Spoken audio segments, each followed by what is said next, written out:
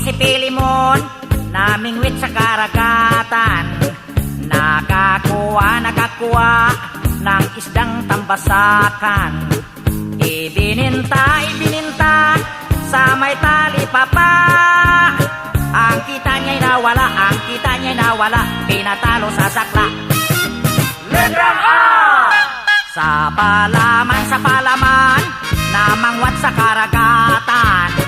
Nakakaha ng asdang tambasakan. Abananta, sa may talapapa. Ang kata niya'y nawala, pinatala sa sakla. Letrang E! Si Pilimin, namingwit si Kirigin.